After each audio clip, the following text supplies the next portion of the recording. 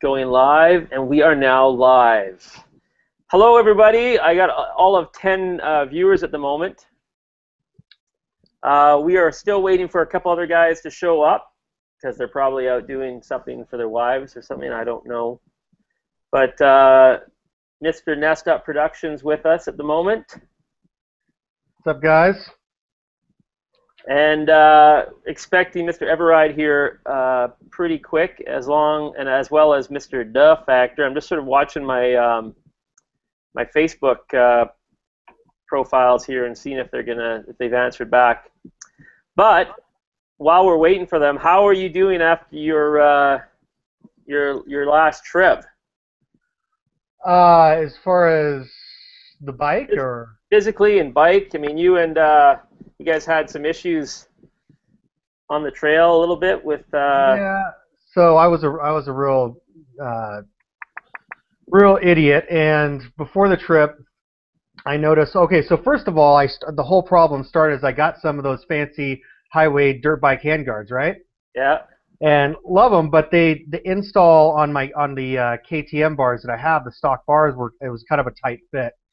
And so I ended up kind of crimping my hydraulic clutch line, and I didn't really notice it. And then I went out riding in Lapine area, Central Oregon, and I was having some clutch problems, and so I got back and decided to go ahead and rebleed the entire system, and the clutch fluid that was in there looked really gnarly. So, and all the clutches I've had with KTM before were Magura, and this one was a Brembro, and Brembro takes .4, and then Magura actually takes mineral oil, or KTM clutch blood. So yeah, I didn't even look at the master cylinder cap, which I should have, and I totally just fed my entire system with clutch blood. And we're out on the trail, and I started having slippage issues about 40 miles into the OBDR, and then so I finally had to stop. I pulled the cap off my master cylinder, and the gasket that's supposed to fit nice and neat and keep all the pressure and the fluid down, well, it was like, it's normally, say, that big. It was now that big. It just, the mineral oil, I guess, totally, it doesn't conduce well with the certain kinds of rubber, or any rubber, I guess, and just, everything expanded. So, yeah, we started rebleeding the system, and then I think it was Mendo who looked at the cap. He's like, "Isn't this supposed to use .4?" And I'm like, and so anyways, long story short, we ended up rebleeding the system with .4, and then the gasket fell apart, so I used pieces of tourniquet from my med kit and used them as a new gasket, and that held for about 100 miles. So, but we ran out of time anyway at the end, and Mendo had a couple flats, so but we still had a lot of fun. It's a good time. Awesome. Trail fixes, they're the best. Yeah. It's amazing how MacGyver-ish you can become when you have to. Yeah. It is pretty amazing. I think like Ben was Ben and Chris recall Ben went out and rode with Kalani and Mendo and Mr. Mike out few years ago. That's kind of how I found out about this whole motovlogging thing. And I guess when they were out in the trail, Mr. Mike's what happened with something happened with his clutch. Was it his no, it wasn't his clutch. It was his what was it? It was his counter spline on his shaft. Like was basically just had no all the notches were just completely worn down. Right. So they were able to take a piece of a metal like coconut water can and jam it in there to get enough traction in order to actually get back. So, that's rough. Yeah, it is like you said, it's when you have to get out of there and you have to do something. Your brain comes up with wacky ideas to make it work. Well, Mr. Holiday Rides here. Let me just send him off. I'm not gonna have a full crew tonight, but hey, Holiday Rides. Why don't you just send me a message on my Ride Victoria Facebook page, and I'll send you a link. And we'll get the German contender to come into the meeting, yeah? Well, let's see. So, how's your wife liking her new bike? She likes it.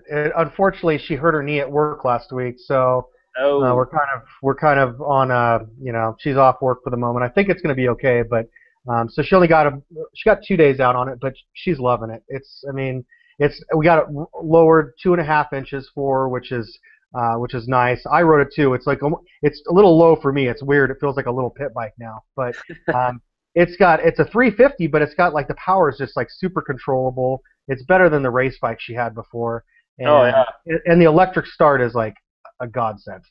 You know.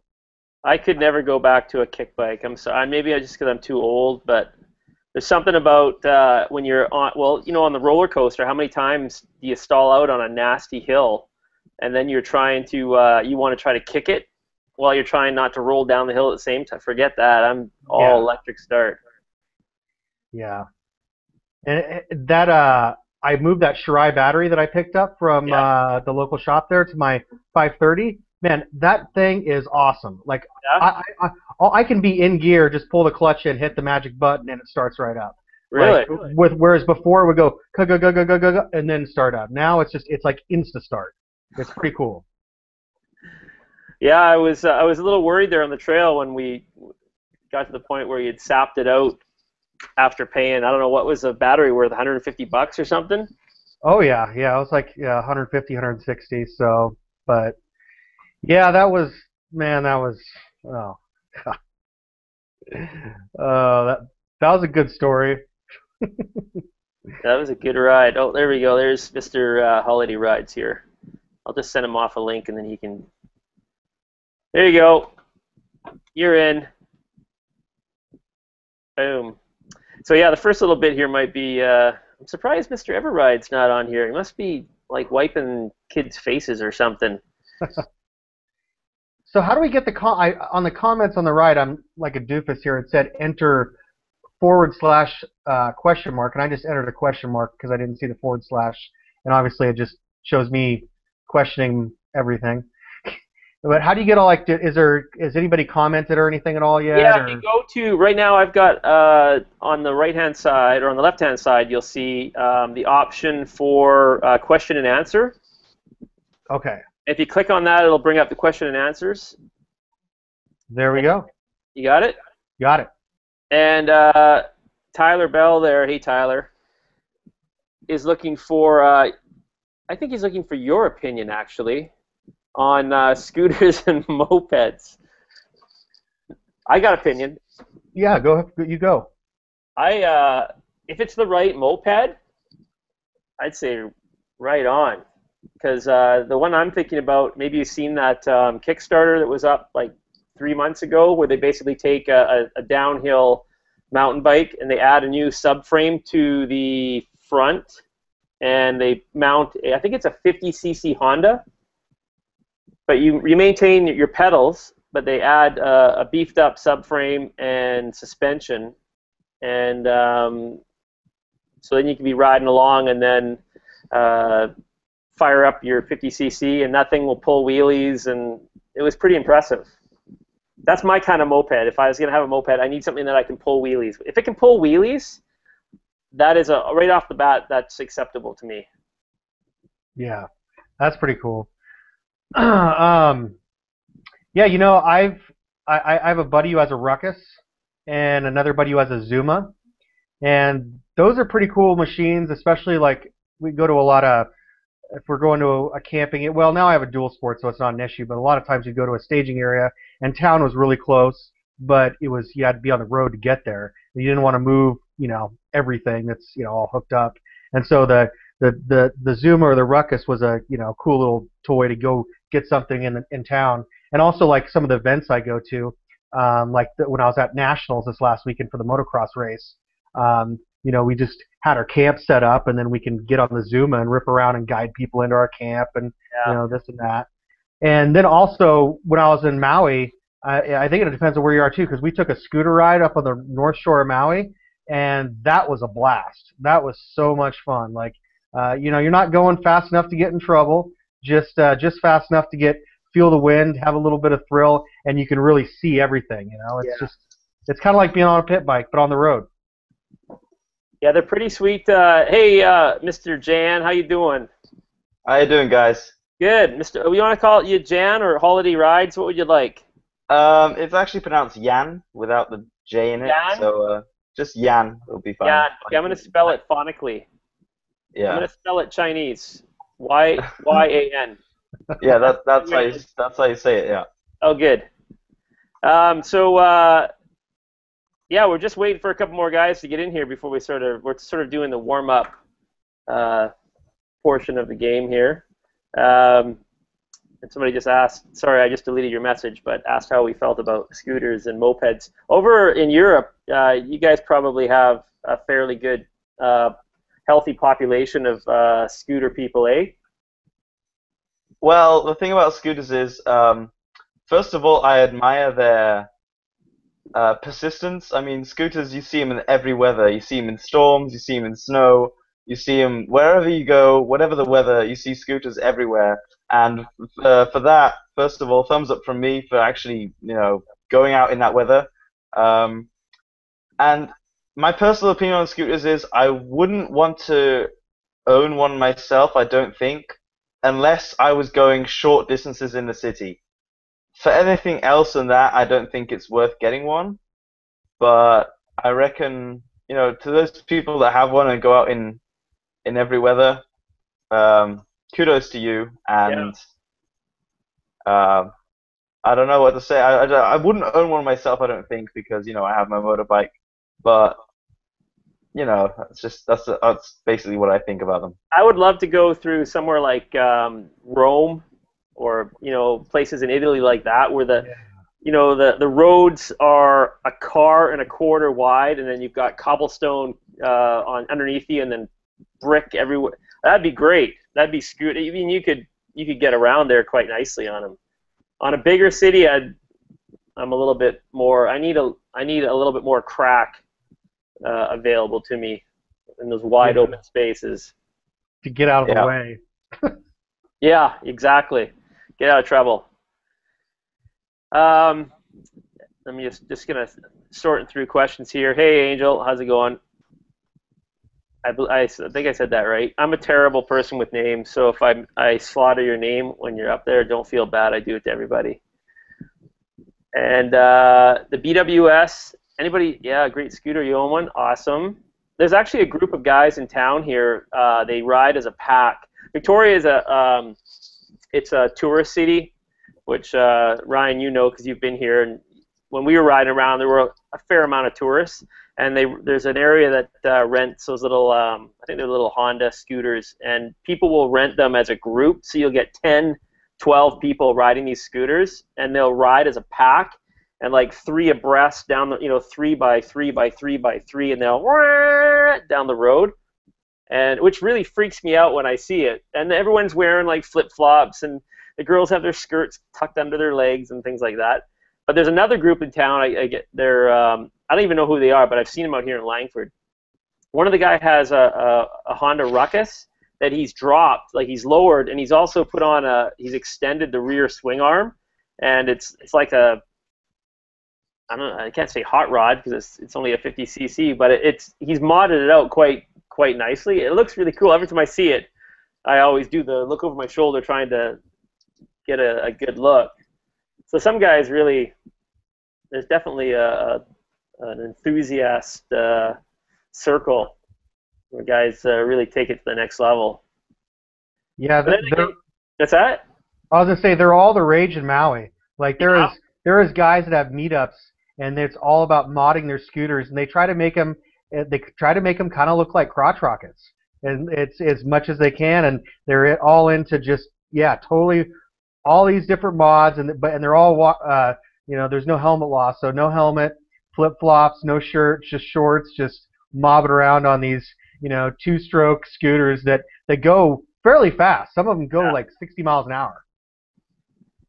Yeah, I've seen guys that have taken those little Honda 50 dirt bikes, and they'll swap it out with an 80cc cylinder and whatnot, so it's still insured as a scooter, but it has it has more oomph, and the guys will come down the road and pull it up on one wheel and walk it past you. That's pretty cool. But then again, it's still 80 cc's, and I need a little bit more oomph. Yeah. Cool little toy, though. Yeah, oh yeah. Hope I don't offend anybody by calling it a toy. Well, I think they're probably pretty realistic. Here, I'm just texting Mr. Duh Factor, and I don't know why I use a southern accent when I say Mr. Duh Factor. It just sounds better, I think. I hope I don't offend the southern folk because it's not meant to. So, Jan, how is I saw you out there doing your high-speed pass out on the Autobahn, which is pretty cool. Is that a regular occurrence? You're getting a little bit of flack there from people saying, oh, you're going on the wrong place. You should be going up, I don't know what portion it is, but it's a smoother portion or something like that? Well, the thing is, the Autobahn here, you know, you have some very narrow strips like the one that I was on where you just have the 2 lanes. Yeah. And there was quite a lot of traffic as well. And you have some bits where it's completely empty and you have 3 lanes. So I was on a 2-lane bit, a very bumpy bit, which had a slight corner to it, a lot of traffic. It wasn't really ideal to go that fast. People saying that I shouldn't do stupid things like that and go a bit slower, go to places that are easier to do that speed. Because I was doing, you know, almost 250 kilometers an hour. And I mean, to me, it's almost everyday things. You know, you do it. I do it every once in a while to, I say, relax. Well, not relax. It's not relaxing at all. It's just something different. You know, I hardly ride on the Autobahn at all. But you know, every once in a while, you want to give it a blast. You want to give it some stick, and it's perfect for that. Even though it wasn't the ideal spot to do it, it was fun, and I just went with it, and you know, everything was all right. Nice. Well, it's legal too, so you don't have to worry about. No worrying about the police. No. Yeah. So it's funny because sometimes you'd be riding to the maximum of the bike can do, like 240, 245, and there'll still be like a BMW M5 behind you trying to get past it. Sometimes it's quite mental. Yeah. Yeah. That's depressing, actually. I've heard guys that have gone over there, and they say that they'll be driving along, and they think they're doing 200 and it's doing 200 plus K, and then a big old black Mercedes comes up, flashing their lights, a quarter mile away, and they just pull over, and he's gone. Yeah. Hey, Mr. Duff Factor. Hey, how's it going, guys? Good. Hey, guy. How you doing? Man. Good. Sorry, how long have you guys been going? Oh, 15, 20 minutes, so no big deal. Okay. Sorry, I had half throttle over here in a crisis. We went on a ride last week and he had bald tires, and we ended up in some pretty bad places, and somehow he made it through all of that, but was riding to work and ran over something, and it flattened out his tire, and there was like nothing left on that thing, and I had some spares, and he's down to one car, so he had to have it back on today. So anyway, just got him hooked up, and he's on his way home now. So it took a little longer than I thought. Awesome. Here's a rescue again. I seems like I do that more on my own stuff than other people's, though. Is this for Ryan's benefit, the headgear today? Are you trying to make up for some comments perhaps that you've made at other times? I find myself so tempted sometimes to make some comment about that great big huge bike that he rides and how it breaks down all the time whenever he goes off-road, but he kind of redeemed himself last week, and we had the Cenas on, and we were going out behind the mountains up here to do some searching for one of the friends, I guess, that went with him to Mexico. He grew up in this really small little mining town that's not too far from where I live, and we ended up on these trails that were off back in the backwoods, and a little bit more than he bargained for, and so I'm listening to him as he's trying to make it up and down these trails, and he's every word in the book is coming out, you know, and I made it, one more, I made it. And he actually did really well, and so I couldn't say anything bad about his bike anymore. Mr. Ryan here, he's Mr. KTM as well. I remember you guys had some shots at your last get together, big Moab. And yes, I remember a couple of shots, but over the bow, of course. Yeah, that was fun, wasn't it, Ryan? Brothers in Orange. Yeah, Brothers in Orange. That's funny. The funny thing is, that bike was, except for the first day, was fine the whole rest of the trip. Yeah.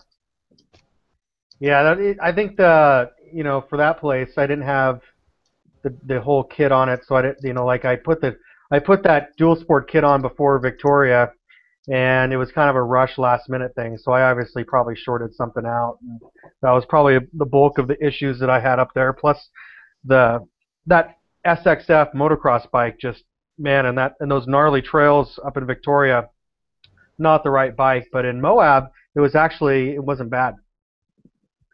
Yeah. Moab's a lot more open of an area. You know, you can get away with motocross bikes down there in a lot of the places. Although my brother and his friend took me on a few places, it was more than what I was going to be. I saw that video and it was crazy. And your brother's son, I think, was it your nephew? Was he there? There was a young guy riding it, and he was going through he went up that really mental rock face. Oh, that's his best friend. Oh, okay. Those two were best friends growing up. We were neighbors. They're the same age, and they were both BMX state champions, and so they're amazing on bikes. They took me and showed me some places where my brother rode, and apparently he's like the only guy that's gone down this stuff. And I looked at it and I thought, that is absolutely insane. There are these huge, great big, like 10-foot rock drops and just gnarly stuff. And they said, some guy said, oh, if he can do it, I can do it. So he started going down. He had a KTM 300, I guess, and made it down about a third of the way, and then it was just a yard sale after that. And when they finally got down to where his bike was and they picked it up, the expansion chamber on the two-stroke pipe was smashed completely flat. They couldn't get the bike started, so they had to use a rock to punch a hole in it to get it started. Oh, man. Just like, oh, man, that is just nuts. Brutal. That's the way he was growing up. His nickname was Scab, and there's nothing he wouldn't do. If you even said, hey, what do you think about that? He'd be gone. This is our sponsor, by the way. They're putting out a lot of good cash for me to drink water out of their cup. Or if you prefer in the French side, de Pilsen. I don't know what that says in French. I don't speak French. Maybe Jan does. He's got multilingual. Not French though, I'm afraid. No.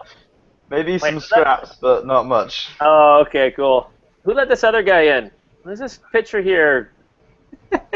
Bottom. Oh, minute stop. Hey, what's buddy. up, guys? What's up, Barnes? What's up, Damien? Everybody else, Kim? Hey, buddy. How you doing, man? Hot. Hot. Yeah, pretty hot over here.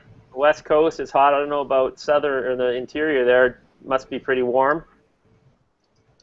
Damon? Well, it's actually today right now is not too bad. It's probably down to about 85 or so, but I was helping my brother-in-law on his bike last night, and the garage faces west, and it was probably 105 degrees or something. It was so hot, but it's dry. It's a dry heat, so I don't think that's as bad as like what that humid stuff you guys have. West Coast stuff. It's gross. Well, we were going to wait for Mr. Tyler from Everride, but he's got on a tangent somewhere. I haven't heard back from him. So I thought maybe we'd just go into a little... we'll have Mr. Kurt there act as Everride as well. He could answer questions like he thinks Everride would like to answer. Okay. I can totally do that. I need psychiatric help myself, so it's probably a good idea.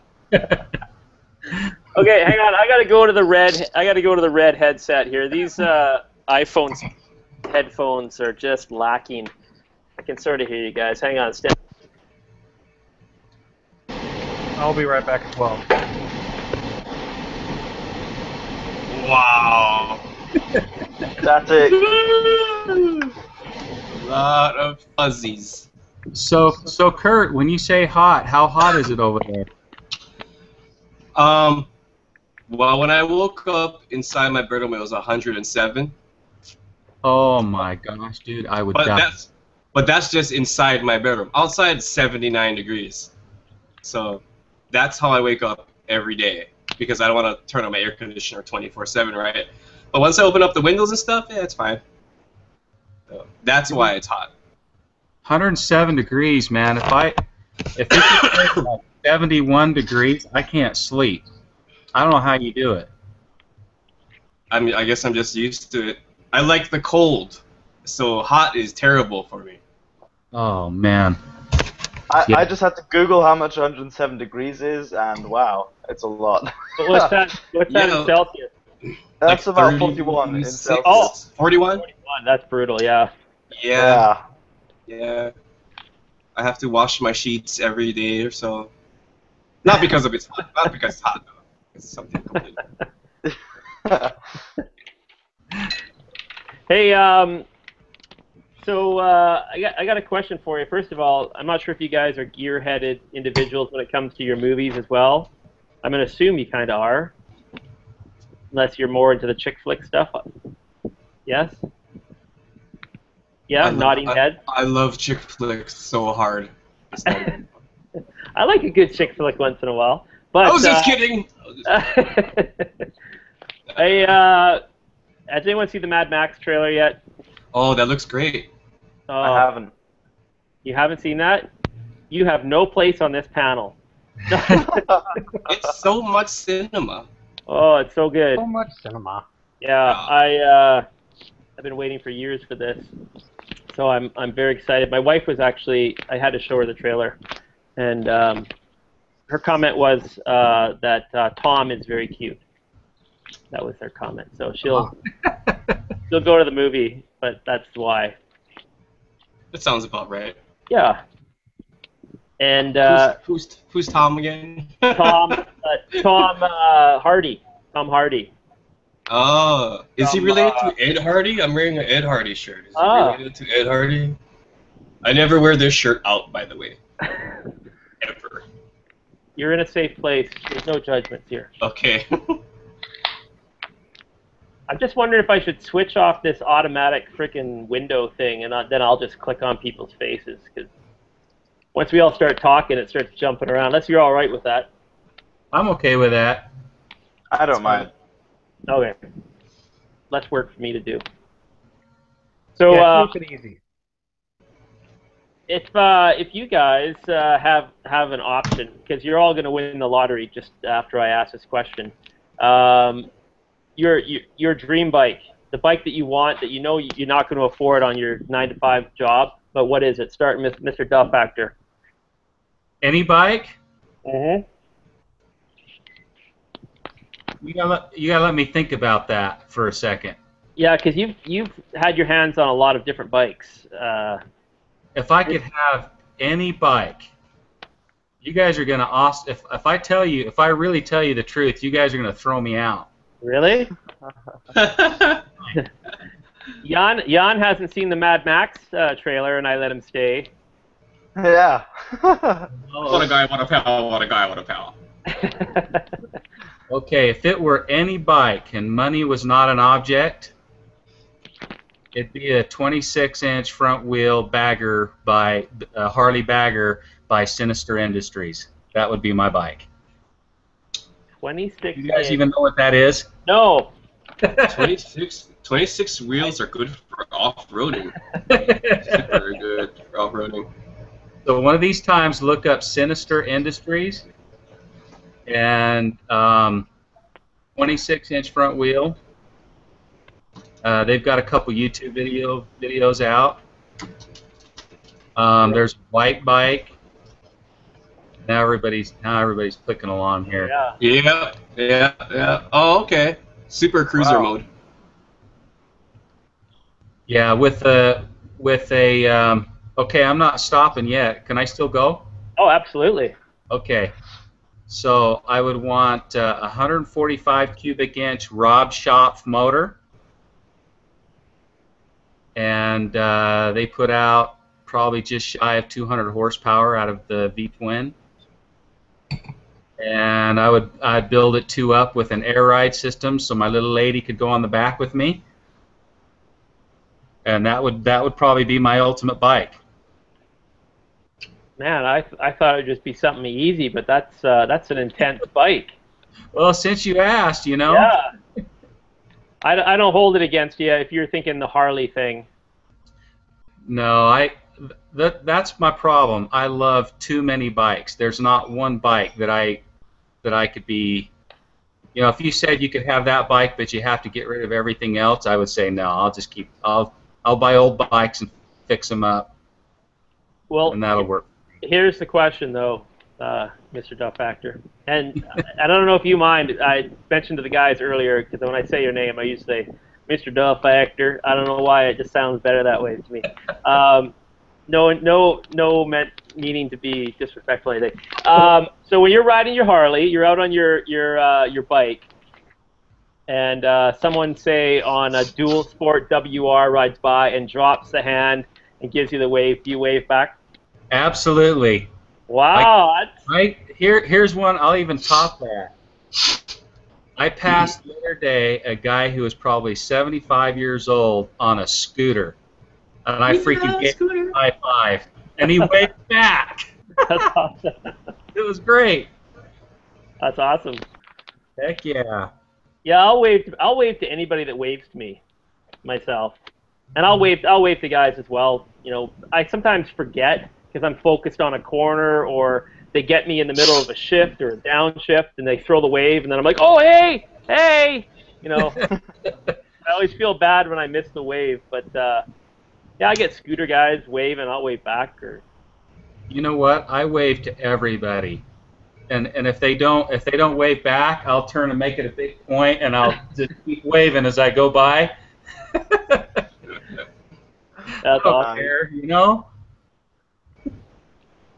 Okay, I'm gonna check out this photo here. Are you still dreaming on your bike right now? Is that what you're doing? What's that? Are you still looking at your bike right now? I was looking at the 1 minute stop put in there. That's pretty clean. Okay. That's a clean one. So I'm going to tell you a quick little story before we get off too far. So the other day, I go out, I pull out from my house, and I live in this little rental community, and there's lots of little houses all packed right next to each other. And I pull out, and it's right on a main road. And I get up to this light, and guess who pulls up next to me? A guy on a freaking Hayabusa bullet bike. Okay? So he wouldn't even look at me. And I'm trying to get his attention. I'm trying to tell him, hey, nice bike, you know. I was trying to strike up a little conversation with him. He wouldn't even acknowledge that I was there. So I'm like, okay, the light's turning. And so I kind of revved up my motor a little bit, still wouldn't look at me. And then I could see he was getting ready to take off. I'm like, I'm going to go down with this Hayabusa right now. And there was nobody around. So I thought, I'm going to do it. I had no helmet on. I had no gear on. I was just going around the block, you know, kind of thing. I freaking nailed it and left that guy like a light behind me. Look, the next light, and I'm still trying to talk to him, and he still won't even turn to look at me. I'm like, what? Come on, dude. I'm just trying to say hi, you know? Wow. What So, were you driving again? The part about that is I didn't have a camera on me. I thought no one's going to believe me if I tell them this just went down. No one's going to believe me. I don't have a camera. I believe you. That makes me feel better. So, anyway, there you go. Well, I love that mentality that you come across guys that just, and whether it be bikes or cars or whatever, and they have it's one car, one bike, one brand, and that's it. Doesn't matter, and they won't even consider either asking you about your bike or talking about your bike or acknowledging, hey, that's cool or whatever, and they just, Yeah, they're exhausting. I love scooters. I love every bike there is. I think there's something good that can be found in every bike. Yeah, for sure. Mr. Piston Slap here says fuel injection or carbureted, and why? Who's he asking? Just anybody. I vote fuel injection myself, just because Same here. it's awesome. No problems. Anything you want to guess? What fuel? You know, I haven't had a fuel injected bike yet. Actually, I've just bought one, but I haven't ridden it yet. 2014 Cowie 450. But I don't know. I mean, the only thing that I can see is, at least on a budget as far as repairs go, it's a lot easier to repair carb than it is a fuel injected bike. You know, if that's the issue. But I've heard that the throttle response of fuel injection is awesome, so I'm looking forward to it.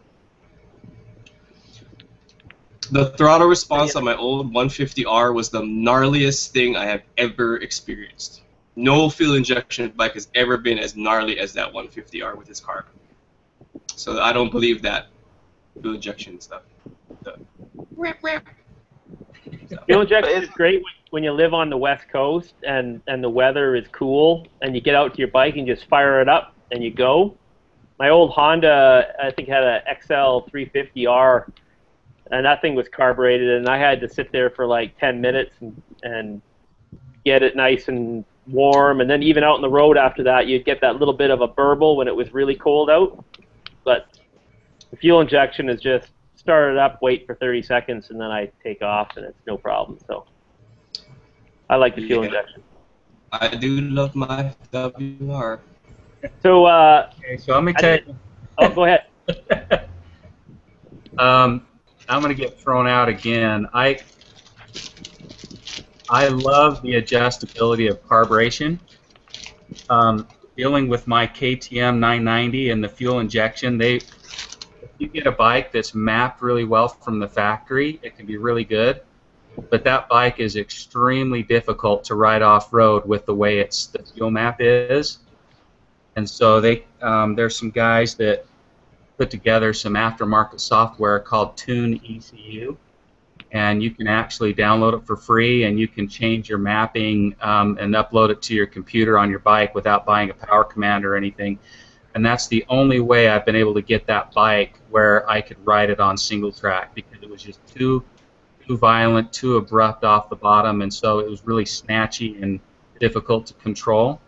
I like the carburetor. The second thing is that when you're fuel injected, they don't have the diaphragm on the slide. So when you decelerate and then you go to accelerate again when you're in a tight berm or something, the deceleration is really, really violent, really harsh. And when you get back on the throttle, it's really abrupt. But when you have a carburetor that's got a diaphragm, the vacuum when you decelerate and you get on the gas again is really super smooth.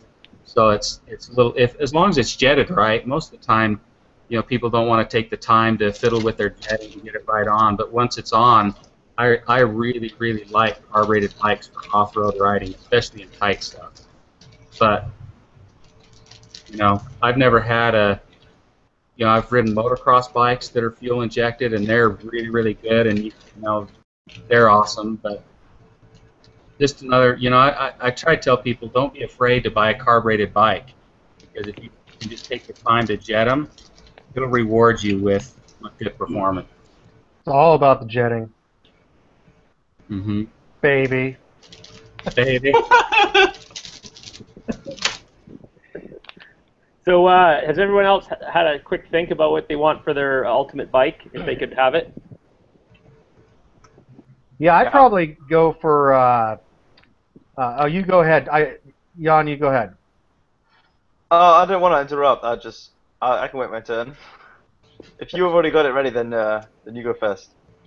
I'd probably go for a like a KTM 1190 Adventure, like just decked out, because that's a bike I don't know, maybe I could afford it one day, but it's just either that or like a BMW GS 1200. But I think I'd stick with KTM Just a really hardcore adventure bike that could go the distance, go the miles, you know, or even just like what Duff Factor has, you know, 990. I mean, any of those bikes would be killer in my book. Yeah, that'd be cool when they're decked out like a Land Rover, you know, and you see a Land Rover on safari and it's got everything on it. Yeah. Traction bars, it's got everything. Those bikes look wild. Yeah, crash bars, like the headlights, you know, all the right headlights, just, you know, all the aftermarket goodies that probably add another $10,000 onto the price tag by the time it's all done. You know, that would be like, you know, probably my ultimate bike that I would, you know, probably have to win the lottery in order to get either that or sell a kidney and donate a lot of plasma and sell everything else I own. Nice. Mr. Jan. Probably not what you guys expected, but I would love to have a Triumph Scrambler, and not have it standard like it is from the shop, but I would let it be remodeled by LSL Industries and make it into a Rumbler, which I don't know if you've seen photos of it. It's basically a hardcore off-road Scrambler. Yeah. And I've never ridden off-road, but I just love the sound and the look of it. That I'd give it a whirl just for that, because it costs like 15 grand, and you know it's not affordable, but it's a very, very awesome looking bike, and I'd love to ride one. So that's my dream bike. Sweet. That leaves you, Mr. Kurt. Oh, me? Chinese 50cc scooter. No. I'm going to have to be a super Delta Bravo here and say the Ducati Diavel. Oh, yeah. Nice. Oh. Yeah. That is a beautiful machine. I would love to just have it just to watch it in my garage and talk to it, pet it, and give it kisses. It's super. My coworker, actually one of my bosses, has one, and when that thing starts up and when it goes, it just sounds amazing. It sounds like nothing I've ever heard before. It's crazy, and I can actually sit on it. So that's because its exhaust. Its exhaust is actually in Italian. That's why it sounds so good. Ah. It's like bravissimo, bravissimo. Yeah. Awesome.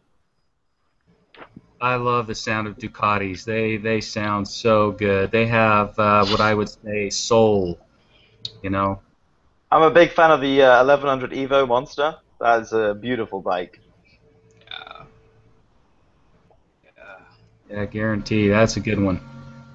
I'd like to go for a rep on the BMW. I think it's the 1000R.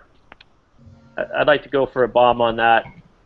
I've been watching Royal Jordani, and he takes his out. He doesn't talk much, but he lets the bikes open up quite a bit, and it sounds awesome. It's a pretty high-tech bike too, with the settings that you can adjust for your riding style, or how aggressive you want to be, or how aggressive the bike will let you be, that sort of thing. So it's pretty cool on the technology side as well. Is this the Super Sport you're talking about, or the naked bike, the new one? Yeah, it's the naked one. Yeah. It's a very nice looking bike. Yeah, a little pricey. A little bit, yeah.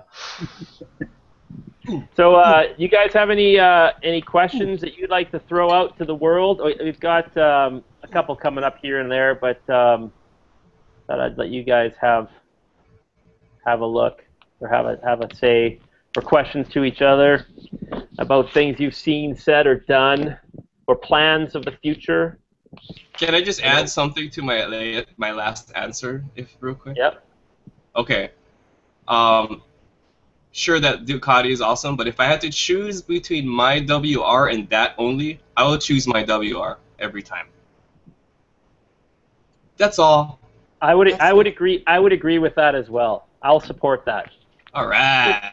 And here's my reasoning, because I get twice as much riding pleasure, I think, out of my bike than I would on a leader bike or anything high end, high speed, because I can't use it the way I'd like to use it. If you can't do a pretty big jump on a bike, what's the point? Yeah. I'd get myself in a lot of problems anyway. Damon's like, yeah, I know what that's all about. Yeah. Well, I'm sorry. I'm thinking about when you said that. I was thinking about, like a bagger, and you can't really jump a bagger. And then my mind went to last year when we went back and visited my dad in Tennessee, and we do our family a Geary posse ride every year. My son Quinn was on his Harley bagger, and that thing is a violent bike. And we were going around this turn, and I was behind him, and all of a sudden something happened, and the bike stood up, and he went off the road. And I was right behind him, seeing my son on this really expensive Harley bike, and custom built by my dad, and he goes off the road and hits a bunch of rocks or something and totally jumps this Harley. And I have it all on video, and I've almost posted it several times, and I've decided not to, just save his face. But that's a viral video right there, though. I know, but he was so embarrassed and upset and didn't want my dad to know and everything, so I just kind of kept it quiet. But I mean, I think my dad has almost $100,000 in that bike. Wow. And there my son goes off the road and jumps it over a big pile of rocks. Thankfully lands in this big grassy front yard of these people, right a dirt bike, and comes right back on the road like nothing ever happened. And the whole thing's over in like 10 seconds, and I'm just sitting there going, ah! Nothing I could do. Nothing. It's already over by the time you can do anything about it. So that's why I was smiling. Sorry, my mind was wandering. You That's guys, a good story, though. Yeah, that's very good. Do you guys have when people say, "Hey, go ahead, jump on my bike, take it for a spin"? Do you have any apprehension? So I get very tense when people say, "Hey, yeah, take my bike out." I'm like, thanks, I appreciate the offer, but I maybe it's because I picture bad things happening, and then me going, "Hey, I just stole your bike." Are you guys quick to jump on other guys' bikes? Nope. Very quick answer there. I don't mind other people riding my bikes. The only bike that makes me nervous is the chopper, just because it's so different that if you're not very experienced, it's dangerous. But and maybe the 990 a little bit if they're a new rider. I don't really want them to ride it. But any of my other bikes are just old bikes. They're just older and refurbished and stuff, and I don't care. I'd like to get on and ride it. Okay, if you crash, I don't really care about that at all. I always get nervous when it comes to someone wanting me to ride their bike, though. Yeah. Yeah, I don't mind people riding my bike, but I just don't feel comfortable when somebody says, "Yeah, jump on my $15,000 crotch rocket here that I've never laid down, doesn't have a scratch on it. Take it out for a blast." Yeah, I would feel uncomfortable getting on a sport bike or a street bike that was expensive, just because I don't know. I took my buddy's Harley out, and that was fine. But it wasn't like it was only like a $7,000 Harley, not a $20,000 Harley. When it comes to a dirt bike, though, either way, I don't mind people getting on my bike or me jumping on a buddy's bike. They're dirt bikes. They're meant to crash, and if I crash it and break something, I'll pay for it. And the people that I will loan my bike to, I expect the same, but I already know that they would if something happened, they'd be right there to replace it, and so it's whatever. Like when I bent Emily's front rim. It's okay, bro. The bike's gone now. I know, right? No worries. That was awesome. I was it's so bad. I told you it was all good. I know. I still give you money, though. No. Yeah. So with my bike, it's a bit different because my bike to me is my my very pride and joy, and I don't even let people sit on it unless they ask. And I guess if I get on someone else's bike, I expect the same. I don't really want to like even sitting on a bike, to me, sitting on someone else's bike is a big deal because it's there. Basically, they pay thousands of euros for that, or dollars, whatever, for their bike, and just to go sit on it and touch stuff, and I don't really want to. I feel weird doing it, even like sitting on it and just touching it and look. It's not my kind of thing. I prefer to look at it from a standpoint, somewhere where I can't break stuff. That's just what I think about bikes. To me, they're very precious. So yeah. Good I haven't encountered somebody actually, coming out and someone sitting on my bike. I've heard of people having that experience where a couple guys will be standing around the bike and one guy's sitting on it and the guy walks up and he's like, "Is this your bike? It's really nice. It feels good." Like, what are you doing? Get off the bike. I hate that. You want to have like a little taser that you can enable in the seat. That's a bit strong though. That'd be a great video. As long as you remember to turn it off every time you get on the bike.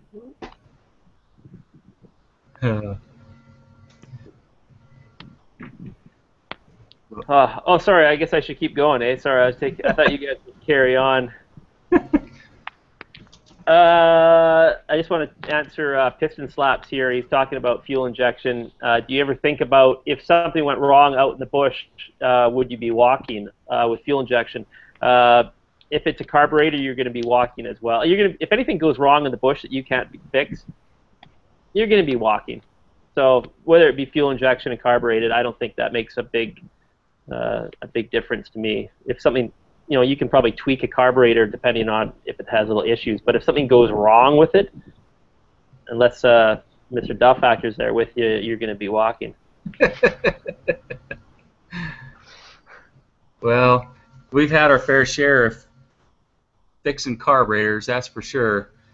With fact, last time Tyler was up here, we were up Everide. We were up riding American Fork Canyon and got all hung up there and couldn't keep his bike running, and so we went down to a picnic place and tore it apart, and we were missing Allen wrenches, so we pulled people over on the side of the road and borrowed tools, got it back together, and off he went. But really, there's really not a lot that goes wrong. I don't know that I've heard of, maybe you guys have, but I can't think of really hearing of anybody that's had a fuel injection system actually just stop, out riding, or a carburetor that just stops. I don't know, maybe there's... Yeah, maybe it could be the fuel controller would be an issue, but I've got my power commander up front under my headlight, and I also have the stock fuel system. I think it's under the seat by the airbox. So if I ever did have a catastrophic failure of my power commander, I could probably just plug in my stock system and limp home on that. Yeah, I don't know. Have you guys ever heard of a problem with the fuel injection system stopping or anything? I don't know, maybe Kurt, maybe you guys probably... Only as a result of dirty air filtration, but that can do the same thing to carbs too. Both of them are super reliable if you just keep the dang air filter clean. Yeah, I mean, the only thing I'd have to say is that, if you clog a jet versus clog an injector, you can unclog a jet a lot easier. But yeah, probably so. Hey, I thought I'd introduce you guys to our new little friend. Mr. Duff Factor knows what's going on with the... Hey, sweet! Is that a boar kid? It is. That is... it's so pretty. Yeah, I wanted to see something even... this is pretty, too. If I was rich, I'd have stuff like this.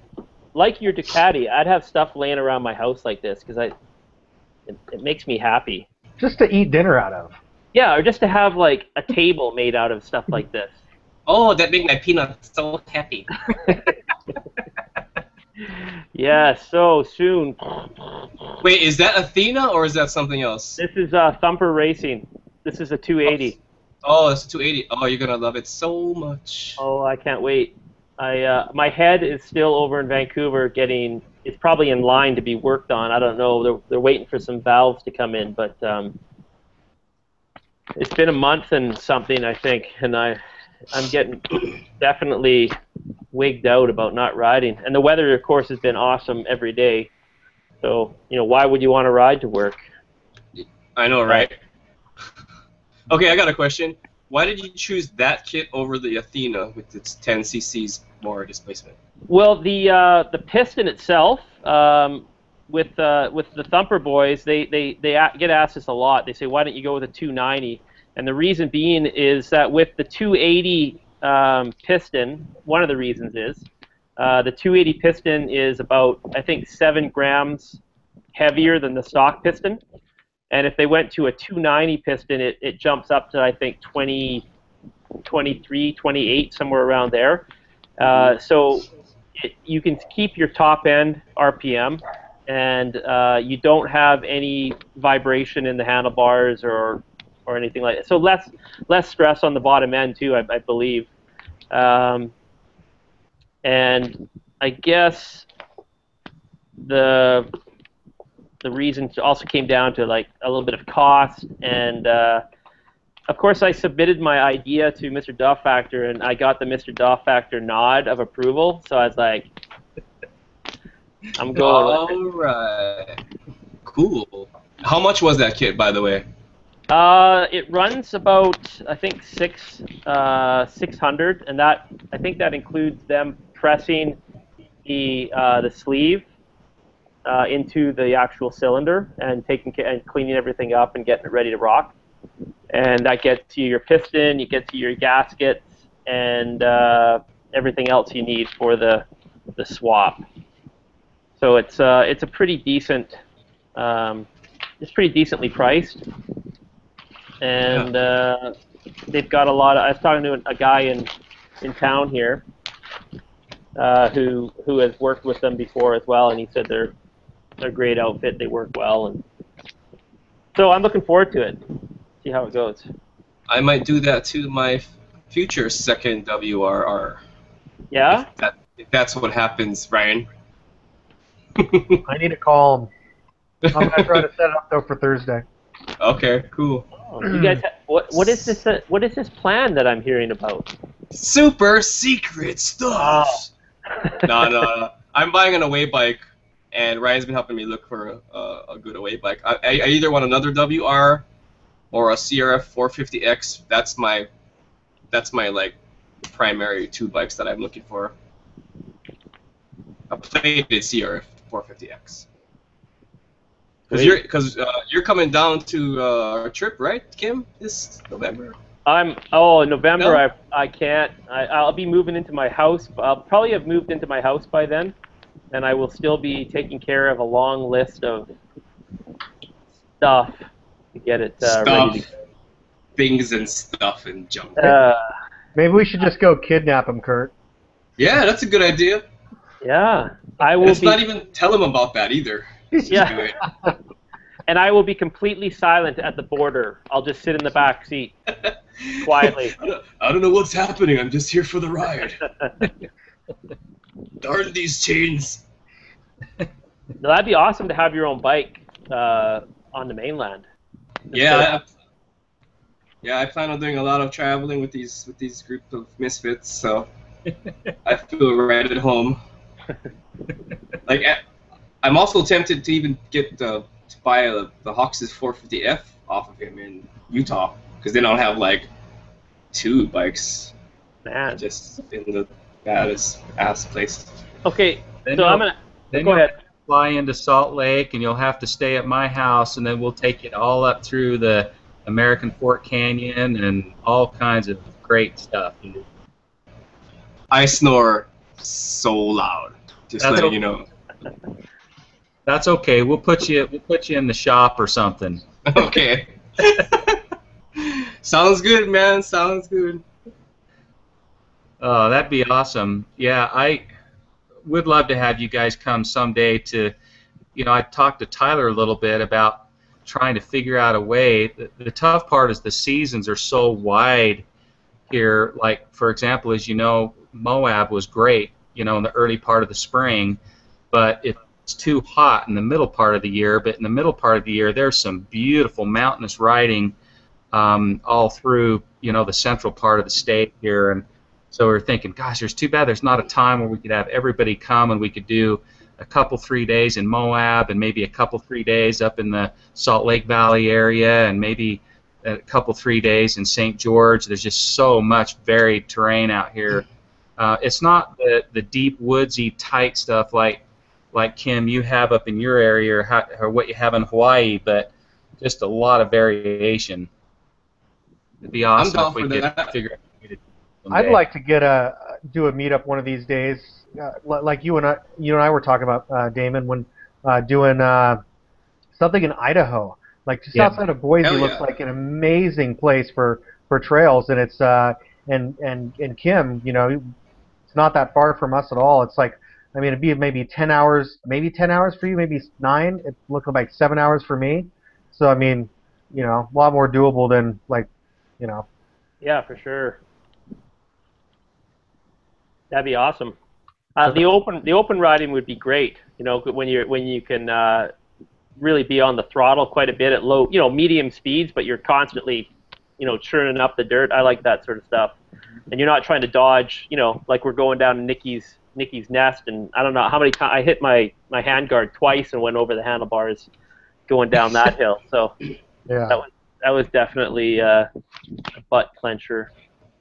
Well, yeah, just out in Oregon where I'm at, I mean, we got the tight wood stuff like you got, but we also have just wide open desert and then also just sand dunes as well. So there's a lot of variety just down where I'm at, and actually in Washington as well. Like if you just go over to central Washington, or maybe more eastern Washington, but they have some desert stuff up there. I'm just not sure where. Yeah, Spokane area I think is like that. Yeah, Yakima. Well, Yakima, yeah. If we ever get out here to Utah, there's a big sort of wide open sandy area. It's kind of where Tyler filmed, where we were kind of running out Katsumi a little bit on that flat spot. I've got a little game planned, so just keep that in the back of your mind. A game on motorcycles. So. All right. Does it involve shotguns? No? Okay, I'm all right with that. Somebody's been watching Top Gear. No shotguns, but a lot of fun, I think. So I'm going to keep that in the little wheels in there, keep it working here. So if we all get together, it'll be a blast. Awesome.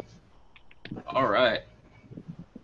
Yeah, I think you guys, well, I wasn't there for Moab, but I think you guys, pound for pound, had a lot more fun as a meetup than, say, the guys on the street that, meet downtown, wherever, and ride from point A to point B. You guys, the videos I've watched are pretty incredible. Who was it that went down the rock with on the KLR and ended up kind of... Oh, that was Goat Cabeza. Yeah. Yeah, that was... He's so gnarly. It's funny, too, that great big, huge bike, and he's just riding around on all the trails just with everybody else, and when we were going down that thing, I thought, oh, I'm so glad I'm not on my big bike on this thing, and then here comes Brent. I was like, oh, man. It's a lot steeper than it looks, isn't it, guys? Yeah. Oh my gosh, yeah. The video doesn't even do it justice at all. No. That's what I ran out of I had no rear brake there either, so I was just feathering that front, and my butthole was so puckered up.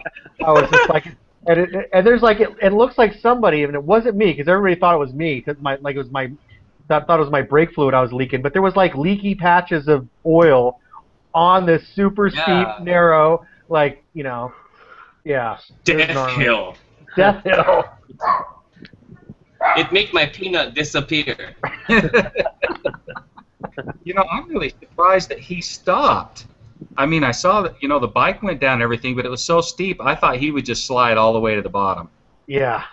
And he almost rolled over backwards and stuff, and I was like, man, he's going all the way to the bottom, and then somehow he got himself stopped, and I was like, that's crazy. It could have been so much worse. Oh, he's related to Chuck Norris. Yeah. Yeah. Just a little bit. Uh, that's yeah. That. Oh.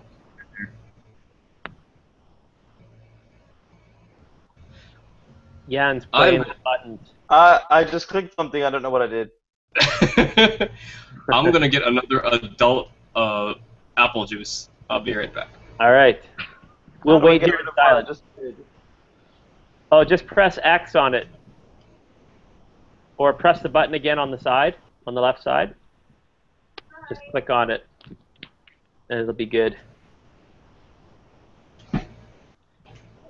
Yeah, and no, yeah, the stuff from Moab is.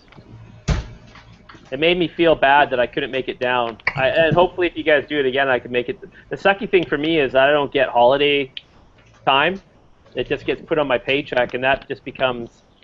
That's just pay the bills money. So I don't get 2 weeks or a week or something like that to get down there. We'll see how it goes in the new year. Yeah. Yeah, it's definitely I mean, especially being far away too. I mean, it's a big commitment to get down there and stuff. But you know, I guess we are planning on. I guess it might as well bring that up. And we are, for everybody that's watching, is a meetup in Arizona, and it's looking like November 7th through the 12th, something like that. That weekend, roughly around there. And I think we're going to be somewhere around Flagstaff. But I also know too. It sounds like there'll probably be a meetup again in 2015, either early or summertime. I know Colorado Dual Sport is really wanting to do a meetup in Rampart Range next summer. So yeah, hopefully we'll just have lots of They can't all be huge, but maybe we can start getting a little little regional ones going on. I need to move. Yeah. Come to Utah, dude. Oh, I need to move. The beer there is so dry, and I can't handle that. We got good beer in Oregon. It's a dry beer. Best beers in Germany. Dry, it's a weak. It's like a. No, I'm just kidding. No, yeah. I gotta do something because this is getting expensive, guys. It's getting really expensive. Yeah, I'm amazed that. Yeah, that's impressive that you make that trip. That's not a cheap trip, and to do it, a couple times. Although right now, the round trip to Oregon is $475. Wow. So that's pretty good. Yeah. That's good. That's only one liver and half a kidney.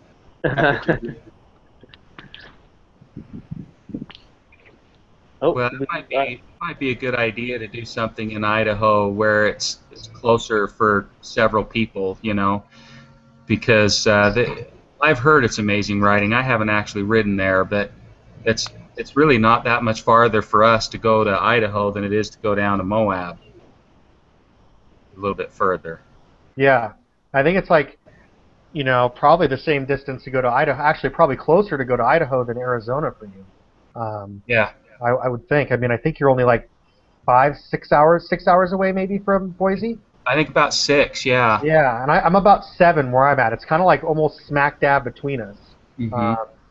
So, and then like I said, I mean, Kim, you're only 3 hours from me. So, yeah. Which it's crazy. We need to ride more together because you're super close.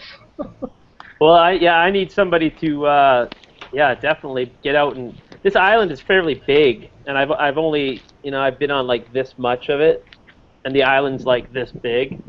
So if we get you back up here at some point, that'll be great, and then I can cross over and jump the black ball over to the mainland. Well, especially, Kim, in the wintertime if you're getting the winter blues, Central Oregon in the desert, you can ride there pretty much all winter long. It's a lot like Utah in that fashion. So that's where we go to escape the winter blues and where I'm at, because I'm in the same weather pattern you are in the forests. Yeah. So just lots of rain and drizzle and grossness. Which is not too bad, actually. I don't mind. Some of my videos where I've ridden in the rain, I kind of, because you don't overheat when you're riding. If you're riding at a good pace, you're pretty comfortable. You got water coming over your fender. You're going through deep puddles and that sort of stuff. But it's not too bad for the most part. It's when it gets down to that 5 degrees Celsius or lower, and you're starting to get, the fingers are starting to get a little bit chilly, then it becomes miserable. Yeah, But spring and fall riding is pretty good. for sure. Sure. Sure. That's what she said. Sure. So I'm curious, Kurt, what is it about the 50X that's drawing your attention? The 450X? Yeah. It is the most reliable bike that Baja has ever seen. And that makes me feel really good about getting that bike to do the Baja run. Because I don't want to be stuck in the side of a dirt road with nobody around for thousands of miles. With just me and Chris or whoever else comes. So I've been reading a lot about that bike, and I really want to get something like above 2010, because I heard that below 2010 the power delivery is just ridiculously gnarly. Like your arms are just going to get wasted. Above 2010 it's a little bit more smooth. So that's why I want that bike. And I want something more powerful. Yeah. My brother-in-law just bought an 05 450X, and it had very little mileage on it. And the one thing, it comes from the factory jetted super lean. Yeah. And so we tore it apart the last few days, and we rejetted it and changed the needle position. And just from having ridden it myself and watching you ride, I don't know if it puts your mind at ease, but it's powerful, but it's still very linear. I don't think you'd find that the power delivery is really radical or abrupt. At least his wasn't. It's got a strong mid-range, a good bottom end, but not really a lot on top. But super easy to ride. I think I'm just thinking, just from my experience with his bike, I wouldn't worry too much about that. Okay. Got low mileage. I just rode my buddy's a couple months ago, his 450X, and I mean, I don't know if you saw my videos, he was the guy that was jumping up those like almost vertical cliff and and doing the huge booters. Booters? Yeah. Well, I rode his, and we're kind of in some tight woods, and it was really smooth. It was really easy to handle, like, totally opposite of my other KTM at the time. And but obviously it's got enough power to huck him, so I think it's a great, looks like a great bike, and it was fun and easy to ride. Cool. So is that on your bucket list there, Kurt, or is that to ride the Baja? Oh, that's happening next February. Oh, really? Yeah, me and Mendo. And whoever else is joining us, yeah. So you may never see us again. Or oh, okay.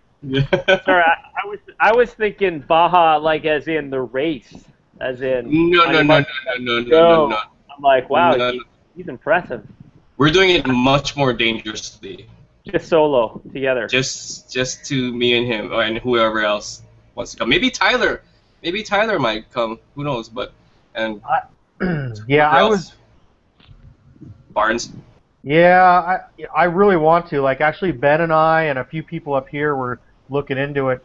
And actually, I've got a buddy up here that runs a service with a van and flatbed and would be a chase vehicle. He goes down there every year. He's probably going to be going down there and doing a trip about that time. And it's pretty affordable. It's like $1,500 a person. And basically, you have your bike delivered down to Ensenada for you. And then you ride from Ensenada to Cabo. And then they take your bike home for you. And then they also provide support and meals along the entire way. So, wow. So which is nice to have, a support vehicle there in case something does happen. And then also you don't have to worry about getting your bike to and from, Ensenada. But yeah, there's just so much to do and so little vacation time. Yeah. All these rich people are just wasting their lives by not riding. I'm going to go out on a limb and just say, I think I'd make a great rich person. I'm just going to say it. I think I'd be a really good rich person. I don't have problems giving money away or things like that. I think I'd be awesome. I'm just throwing that out to the universe right now. Hit it live. I've thrown that out like 1 billion times. The universe has not listened to me yet. I even used those numbers that I got when we went to the Chinese restaurant, Kurt, for my fortune cookies, and it said I was going to be lucky in 3 months. And then it said on this day, 3 months from now, you're going to be lucky. I used those numbers, and I didn't get anything. Actually, I think I had problems that day. It was not a good day. It didn't say you were going to be lucky in the lottery, though. You were probably lucky in a semi didn't hit you or something. Right, exactly. You might have averted a crisis. Well, why put the lottery numbers on the back of the frickin' fortune then? And it's that sort of ungrateful attitude that makes you a poor rich person. No, that was the lottery numbers in China. You did not go to the I did not do the Chinese lottery. So I would make a very good rich person. I'd be very giving with my money. Yeah. Just a little bit for me. I just don't want to work. You know what we could do? If we all got rich, we would all just give each other money. Then we can circumvent that whole universal bad guy thing. Just here's $5,000. Oh, thanks. Here's $5,000. So nobody would ever lose money. We just give each other money constantly. I think that's a fantastic idea. I'm an idiot. I'm gonna sign up. I'm signing up. I'll try it once. There, I just want to make sure that my bike's faster than everyone else's, so when the guy that tries to get away, we can have a chance to get it back.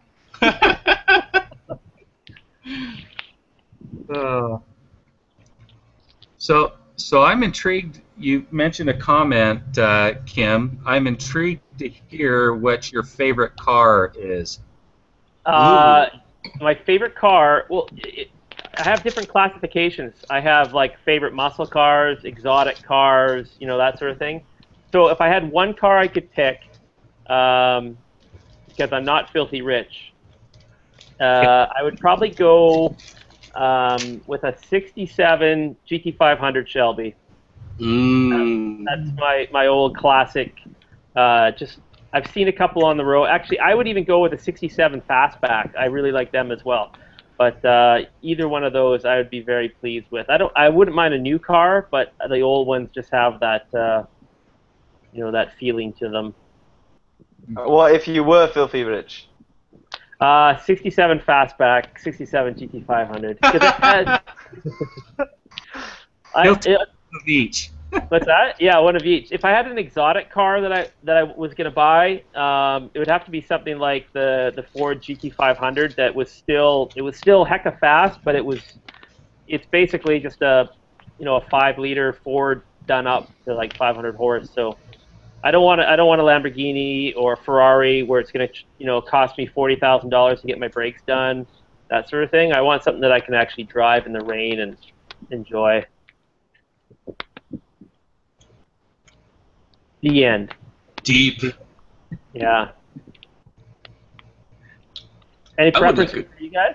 Go ahead. I would like a Jaguar XJ220. Oh, I like how you say it. That's very British of you. You're a Top Gear watcher, aren't you? I love Top Gear. Yeah. That's my show. That's awesome. The British one, not the cruddy American one. The British one. I didn't say that. It's ambitious yet rubbish. Yeah, that's a bucket list right there. If you could get on that show and drive the circuit on whatever car they're letting you drive it, that'd be awesome. I would drive it on a Dacia Sandero. See, that's how you know I watched a recently priced car. Yeah, I would do it in one of their rubbish cars that they buy and trash. That's what I would love to do that. Maybe someday we'll get on that show. Who knows? Yeah. Just throwing that out to the universe. Yeah.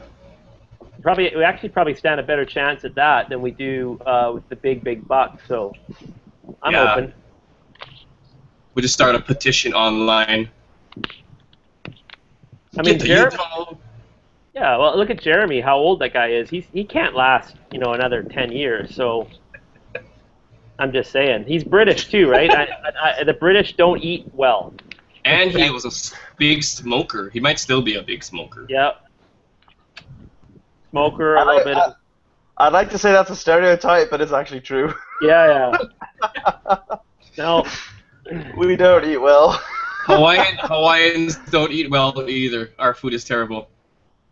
We have some fatty foods here. Delicious. Ryan knows. Oh yeah, good stuff. I don't know. iRev 808 sent me a lot of macadamia nuts, and they were quite healthy, I guess. Well, of course, but he can't send you like lao lao or poi, Spam which is musubi. spam musubi is just a calorie demon. Rice, You eat salt, and pork. Yeah. Yeah, there's a lot of really high fat, high calorie, high sodium, high cholesterol dishes in Hawaii. Oh, but it's like, so good. it makes your peanut all over the place. Okay, I'll stop with that peanut stuff. It's so fun though. So I'm going to throw this out. I'm kind of curious. Without Ryan saying anything, if we all had to pick, each one of us, which car we think Ryan would pick, what car would that be? I got it already. You got it? Okay, you go. 68 Camaro RS SS black.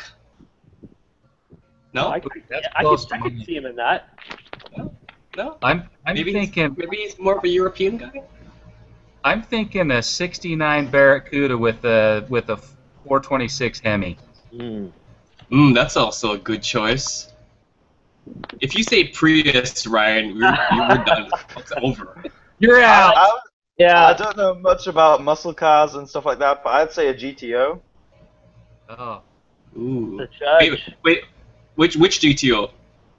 Like I said, I don't know much about. I once saw it on Desert Car Kings. It was a good-looking car. I think Ryan might take it. So I don't know what year it was. We'll give you bonus points just for having the GTO down. That's impressive. Yes. I don't own a car. I don't really. Bikes are my thing. So yeah.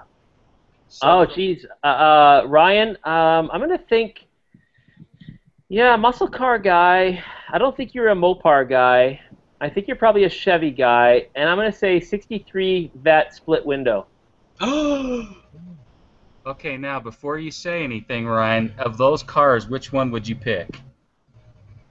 Oh man, I would probably go with. See, I'm not a really car guy either. I don't know a couple of those cars. Like I don't know the car that you really mentioned, David. So Let me tell you, let's just say you don't need testosterone if you have a car like that. yeah. It's built in. Well, you know, I used to be kind of a Chevy guy, but I Chevy or Ford. I like them both. I like Mustangs, and if it was older, like the GTO is an amazing vehicle. But if it was newer, it was Dodge Viper. Oh, yeah. Dodge Viper! Yeah. Dude, they're We're sick over. looking. We're through. We're breaking up. We're done. We're done. Wow. I'm gonna come and grab all my stuff. That breakup. I love No, no, Corvettes though. No. It's awesome. That's an awesome car. Yeah. That No, I don't know. V10 I don't know enough about muscle cars. I'm more of a truck guy, and you know, I've never or rally car guy. Like those are the, you know, I had a Subaru Outback when I was 17, and put and actually put a 2-inch lift on it. Had a Toyota grill guard on the front, CB antenna sticking up, and would rally that sucker all over the place until it broke. I actually went over a jump with it and crushed my right fender and my hood, and actually replaced them with a green hood and a blue fender on this silver Subaru that I found at the junkyard. You know, I'm kind of a redneck. We knew for some reason. We're all If there was- super rednecks here. It's crazy. If there was like a form of racing that I could do, if I had to pick one form of automotive racing, rally car, like real rally car, not like drift car stuff, but like rally car would be that's I don't have the testicular fortitude to actually do it at this age. But if I was young and had no kids or wife, that would be, yeah. Talk about testosterone injection. Yeah. Ken Block is my hero. That guy, dude. Oh, his Jim Kahana episodes. I mean, most of those are drifting in the city, but his roots are in rally car racing. Yeah. Watching like him and like Travis Pastrana drive rally car. I mean, it doesn't get any better than that. It's way more cool than just going around a track, in circles. When you have to have someone sitting beside you to tell you what's about to happen 200 yards up the road, that is incredibly, that's trust to the umpth degree, but it's incredible when you watch them giving the instructions and, like I say, 200 yards up the road is your corner and you're doing 100 miles an hour and they're already cracking the car sideways to set up for that. It's insane. Yeah. Yeah, you gotta have a pretty good IQ to be successful at rally. Unlike Formula One, where everybody's just kind of dumb. I love Formula One though, but every time there's an interview at the end, I just feel like, wow, these guys are so rich. Lucky them. But the rally guys, they're super smart. It's got to be like it's got to be like flying an F-14, I mean, it's just, the calculations and the timing that they're doing. I mean, not that they're not doing that in NASCAR or Formula One, obviously, but yeah, just like you were saying, Kim. I mean, you have differing terrain all the time. You have directional changes and the courses. It's not just a single figure eight or a loop. It's constantly changing. And to be able to take instruction and navigation from somebody sitting beside you, Yeah, and you're not just going to go off the road. You're going to go off the road and you're going to die. Yeah. Because it's surrounded by 100-foot fir trees for most of the area and then boulders everywhere else. So. And cliffs. Yeah, and you're going to take people out with you. Yes. Yeah. You're going to take about 70 people with you. Yeah. Those people are insane. When you watch, the Europeans are the worst. They line the road and they give you 10 feet to ride, 100 miles an hour through, and they all stand with their heads out. Oh, yada, yada, yada. And then they get mowed down, and it was a great race. Insane. Darwinism at its finest. Thinning the herd. Yeah. Has anyone ever done any drag racing before? Like real drag racing, not just on the street, but not racing Victors, but yeah? I've done drag racing, yeah. What'd you race? What was your car? It was a 500 horsepower Honda Accord. Really? Yeah. Are you pulling my leg? What? No, I had a H22A in it, ceramic ball bearing, huge T3, T4 turbo. It blew up so spectacularly. So awesome.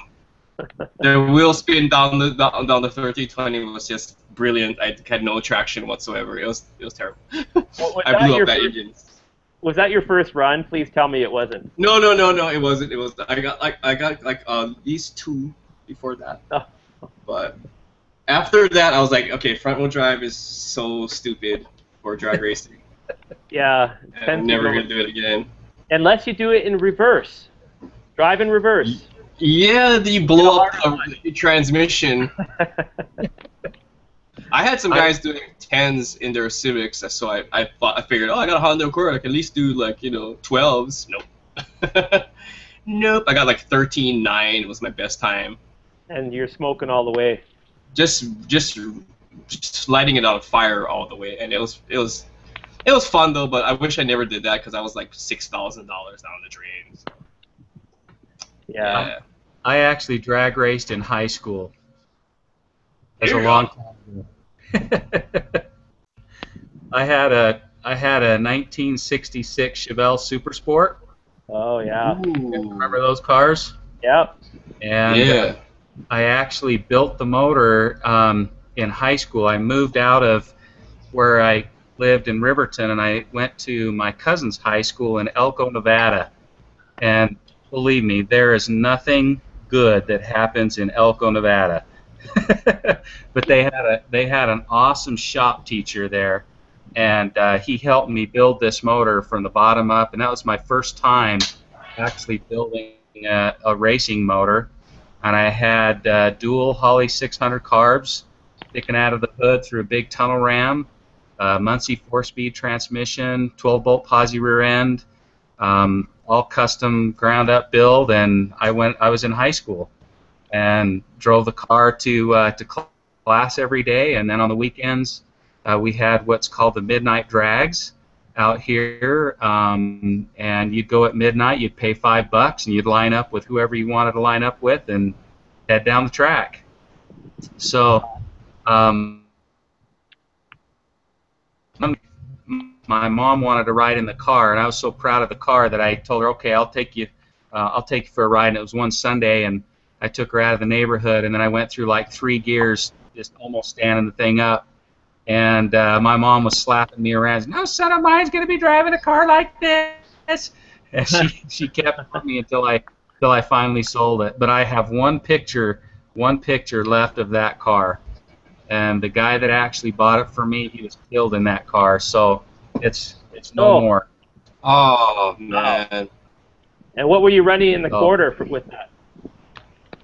My best times were, now this is a long time ago, this is 1986 and 1987, and back then, you know, a 13-second car was pretty fast, so I was pulling consistently like 12.2s, and I think I did 11s one time, but that was naturally aspirated and, you know, on a high school kid's budget, and I think I had a total of maybe $5,000 in the car with everything.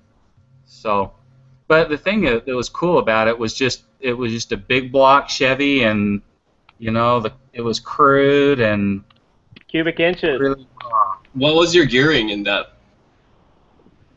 Well, I started out with 411s, and then I ended up going down to 488s. And then, that's what worked better. Did you have like a 380s in the back for tires or something? No, they were 15-inch rims, and I can't even remember right now what size the tires were, but I was totally wound out 6,500 RPM when I'd passed the traps in 4th gear. Yeah, I think it was a burn rubber machine with that gearing. Must have been fun. Must have been super fun. Yeah, it was a blast. I don't know if you remember ever the old muscle cars with the Hurst vertigate shifter. It was a vertical gate shifter, and it had these cool little handles. You'd pull up, and then you'd put it in 1st gear, which was straightforward. Then you'd drop the handles, and when you took off, this was before line locks and all that stuff came out, and you just hammer down, and you just barely touch the clutch, and you just pull straight back. Then 3rd was straight forward, and then 4th was straight back again. There was no H pattern. Yeah. So it was just, I don't know, you just felt cool, you know? I had that same vertigate shifter, and Rex, I just want to answer Rex right now. We are reading those, Mr. Rex. I happen to be wearing your shirt too, so thank you. I had a 71. I know this is going to get me kicked out of the room, and I'm the moderator. I had a 71 Pinto with a 302 and a 4-speed and a 9-inch rear, and I had the vertigate as well, and that thing was so much fun. Oh, you know all about it then. Oh yeah, Pinto for the win. It was so awesome. I mean, it was, you couldn't get enough traction in that thing. It was just, I think it ran like mid 13s when it finally hooked up, but it was so fun. You just mash the throttle and power shift, like you don't lift, and with that shifter, like you're saying, just throttle down, give it a quick bang on the top loader, and bam, bam. It was so fun. It's a violent experience. That was great about it. And you got to make sure that you're hanging on to that Hurst shifter. Like you gotta hang on to that sucker, because if you don't, and you're just palm shifting it hard, your fist can end up in the radio. So I had a couple close calls when I was being sloppy, and I learned pretty quick. You hang on to that sucker. It's shaped like that for a reason. Yeah. Oh, those are the good old days, man. Oh. Yeah, good stuff. Well, boys, it's been an hour and a half. I don't know how you guys are set. If you want to round this off early, or do you want to go to 7? How do you feel? I don't want to keep you guys from your Saturday afternoon. I actually have to get going. My wife's got dinner ready. Okay. But you guys can continue on without me, and I got a little bit of a late start. Sorry about that, but No worries. it's been fun chatting with you guys. I can't wait to get together again. Cool. And you guys you into doing this every once in a while, having a quick little touch base and swap and shop sort of stuff? Yeah, for sure. You guys are good guests. I'm down to go for another half hour or so till 7. I was kind of thinking till 7 anyway. So, right. Cool. And Damon, man, really good seeing you and talking to you again, man. You too, buddy. Yeah, man. Good ride with you guys. Miss Cool. you guys, brothers. Yeah. Hey, Okay, we'll see you guys. You guys have a good night, okay? And we'll talk with you all soon. all right, on man. Yeah. Laters. See you, Damon. Yeah. Well, it's 20 to 4 a.m. here, so I can chill. Yeah. It's early! Yeah, it's basically Sunday morning. I cannot believe you. Yeah, you're dedicated. You get bonus points. I just came back from a bar. I was like, all right, I'm ready to hang out. Yeah! So yeah, I'm good. That's probably why I'm so quiet, is because I'm, well, a bit tipsy. You're But other than that, a little greased up. yeah. So am I. Yeah. So here, I'm just gonna bring one more guy in here for our last 20 minutes here. So Rex, if you message me on my Ride Victoria Facebook page, I'll give you the link, and I'll fill you guys in on who Rex is. I don't know if you guys know, he's from Ontario, and Rex has this thing with like off-roading lawnmowers. It's pretty cool. He's got some like 20-horse lawnmowers that he goes out in 4x4s. He also rides bikes and stuff. He does a lot of reviews for bikes and snowmobiles and stuff. But maybe we'll bring Mr. Rex in here. If he sends me a message in the next couple minutes, I'll send him a link. Sorry, everybody else, if you're wondering, oh, well, I thought we could get on. Yeah, I try to keep it kind of small. Once you get up to about 5 or 6 guys, I find that it gets too crazy, and no one really gets to chit chat very much, and so don't feel like I'm leaving you out. You have to format it more too. What's that, bud? Yeah, I just mentioned the more people too. You got to stick to a strict format and all that. Yeah. Yeah. Hey, Ryan. Ryan, I got a. Oh, I'm sorry. Did I interrupt? No, Please no. continue. I was pointing. Yeah. Go ahead. Yeah. I have a. Okay. When we're gonna do the whole November thing, remember how I said I was gonna. We're probably gonna drop by a little bit early. Yeah.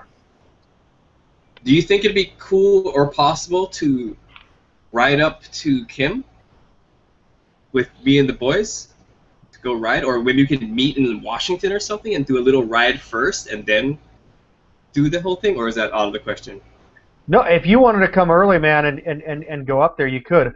I think I'm probably going to be like just constrained to that chunk of time for the vacation, so I'm probably going to be working on each end.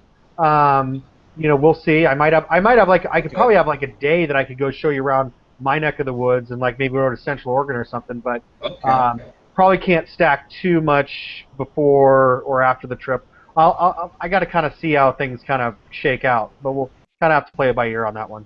Okay, But, well maybe but you're me welcome and to the come boys, as early as you want. or maybe me and the boys can go get a rent-a-car or something and cruise around and go to the Acropolis.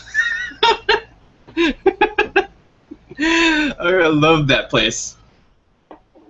For those of you who do not know what the Acropolis is, it's a fantastic adult entertainment steakhouse. It's pretty seedy.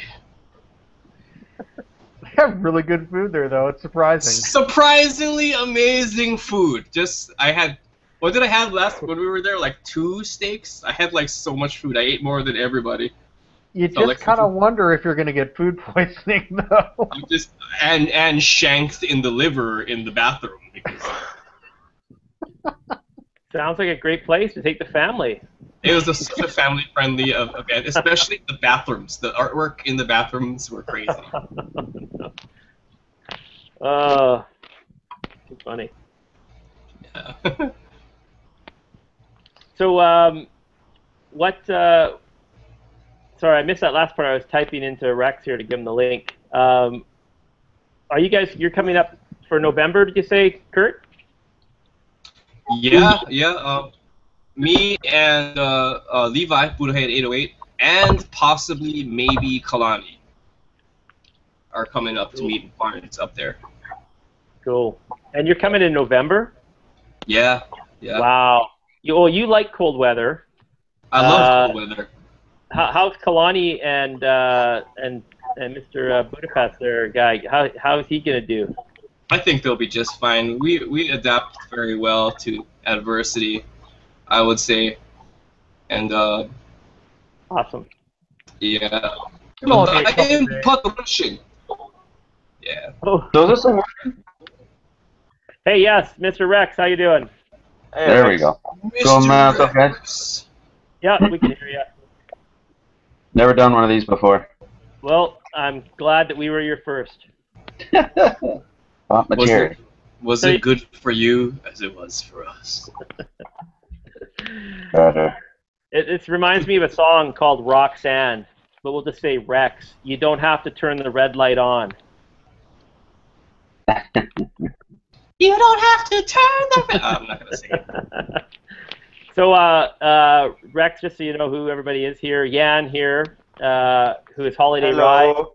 and then we have our friend Ryan from Nest Up Production, Okay. and Kurt from Minute Stop, I'm subscribed to him. All right. and myself, which I'm pretty sure you know who I am. Yes. So, hey. How I just noticed on your last video you had like a 20 horse something or other. I don't know what. I'm not up on my lawnmower brands. Oh, it's a 21 horse V twin. It's crammed in a little tractor that was originally made in the 70s with like an 8 horse single. So I put a 21 in it just to beat the shit out of it. Nice. Well, I look forward to seeing that happen. You might have to get some headphones on. You got a little bit of echo going on. So you might want to secure some headphones while we're chatting for the last 15 minutes of this broadcast. So, Mr. Yan, how are you feeling now after your bail on the bike? That was you took a little bit of a I did. bump. I don't want to bring that up to make you feel bad. I just remember watching your video and going, I'm sure you probably felt that. I did. I felt bad for quite a bit. It was out of commission for 4 weeks, 3 weeks, 4 weeks, something like that. I got it back 2 weeks ago, and it was devastating, really, because it's my only form of transportation, and because I don't own a car. And I kind of just, when you're in the zone and you kind of just want to keep going further and further and quicker and quicker. I'm sure you saw my video. I think you commented on it also, which basically explains how I wanted to get knee down and go further and further, and it just ended bad for me in the bike. And it was pretty devastating, but it's something that I guess I learned out of. Well, I don't guess I learned out of it. I learned out of it pretty hard. That there's no point in going 100% or 110% on stretches of road where you can enjoy it more and more without having to push it so far. I guess it's the same on dirt if you're riding on single track, and I'm sure there's bits where, like Nessa Productions, Ryan probably knows that when you're riding single track, you can probably go another, I don't know, 10 or 20 clicks faster, but what's the point if you're going to risk so much, And that's what I did. I risked more, and then I just, I crashed, so that's how it is. That's just part of it. Well, we're glad you're okay, man. And Yeah, I had absolutely nothing. My leathers were a bit scraped up, but I had nothing, so I was very glad to be wearing gear. That's all I could say. Yeah, those are when I dumped my bike after my failed third gear shift to my wheelie, I wasn't even concerned about my physical well-being. I was just concerned about the bike. I could have had like broken collarbone or whatever. I was just like, got to get the bike up, got to get it off the road, got to get on the bike, that sort of thing. So it's funny. When I was, I put the camera down on the corner and I was going around the corner and I had it on slow motion. And before I put the camera down, my mates were like, if you crash, be sure to like do a peace sign into the camera as you're sliding towards. I was like, yeah, all right, I'll do that. So I actually did crash, and then I was like, oh shit. So I got up and they were running towards me, and the first thing I did was a peace sign towards them. I just took it with humor, and I looked after the bike, and I didn't even really care about me as. Oh, I think we lost him. Frozen. Luckily, I was alright. So. There he is. Just a little bit of a lag. Yeah. Oh, lag. We lost you for a little bit there, but we understood the gist of the story. You were all right. And and we also, I think we can attribute this to throwing it out to the universe on your friend's behalf. So, if you crash, throw out a peace sign. So we got to be careful with these sort of things, Not that I'm a universal kind of guy, but we're glad you're all right. Hey, and if you ever want to do that and not have to pay as much in parts, just get yourself a dual sport. I really would like to own a dual sport. I really would like. If I ever get a second bike, it's probably going to be like a 125 or a 250, or something like that. Go 250, and it'll change the way you think about riding bikes.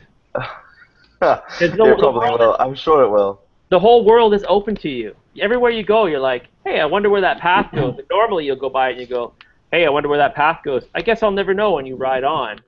But the dual sport, you're like, hey, where does it go? I did go off-road once on the old bike, on the NC700, and that was a hell of a lot of fun. Even though I was only doing like 25 kilometers an hour, it was a lot of fun. And I'm sure with a dual sport, I could have gone a bit faster. And catching air. I mean, just a little bit of air over some bumps when you're going down a trail, it's the best feeling ever. That is so my thing. Wheelies and air is just the best thing ever. Right, well, Jim? I guess it's not going to be like Motonosity's video, jumping over Kalani. Was that Motonosity? No, that was Motor Trippin', yeah. Motor Trippin', oh, sorry. I get them mixed up. Yeah, that was an epic video. Epic. Yeah, air is good. Wheelies are good. It's just like having, for me, I mean, I've been off my bike for a month and a half, so I really am getting quite twitchy. But just the ability to be able to just do this and change the way you're feeling at the moment, it's quite awesome. Yeah, I agree. So how is Miss Yamimoto coming along then? Is it looking better now, or? Were you here for the whole piston? Well, here's the new piston in the box. Yeah. And the new cylinder is over here as well. And my head is in Vancouver being rebuilt, and hopefully it'll be done. Hopefully it will be done last week, but I'm still waiting. So. That's horrible. It kind of sucks. You can ride it and not be able to ride it. Yeah. Like 6 months of the year, I'm screwed. Yeah. No, I can't ride shit here. The weather which feels bad enough, but to be able to ride it and not, that's just bad.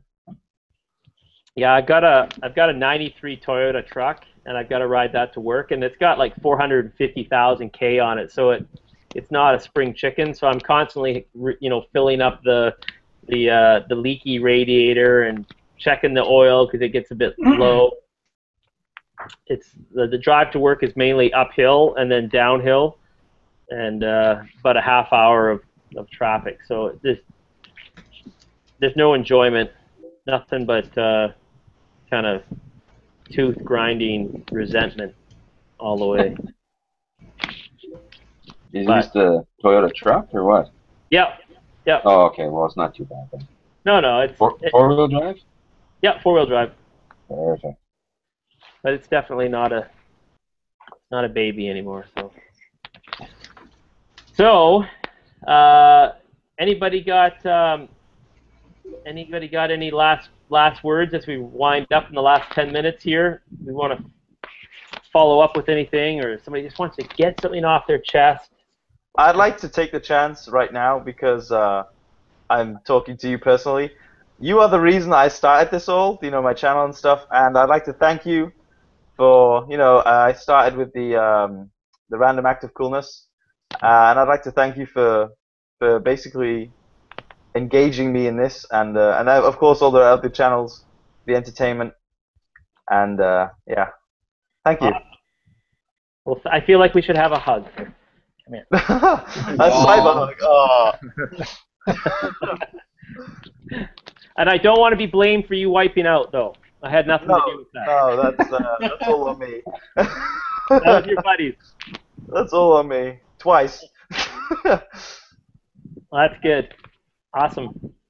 And yeah, your entry was quite funny. I don't know if you guys have seen it, but Jan's entry for the Random Act of Coolness last year was he made up some muffins. He made up some muffins. This is so good.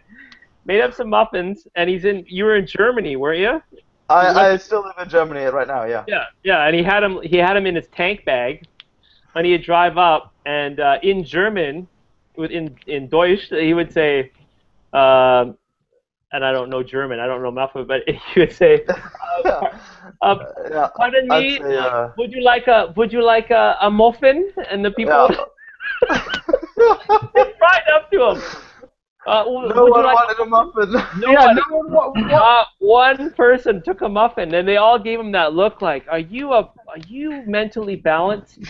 Yeah. Is there poison in those muffins? They were good muffins. I was eating muffins for 2 weeks after that because no one ate the muffins. Oh man, I felt so bad for you, but it was a great effort. I feel bad for the people. What? I feel bad for the people that didn't take the friggin' muffins. Oh yeah. Lost. Oh sheesh. Yeah. I love muffins. Like if someone comes along in a suit on a motorbike and stops and says, "Hey, you want to have a muffin?" I'm like, "Yeah, fuck yeah, give me the muffin." But no, apparently not. I would probably be thinking, is muffin a new word with these young kids these days? That's what I'd be thinking. Like, hey man, I don't want anything you've got. All right, just keep riding, you and your rapidy rap music. Rapidy rap. I'm gonna pull your muffin cap back blue. They were good muffins. And shout out to Mario for helping me make the muffins. Yeah. Oh god.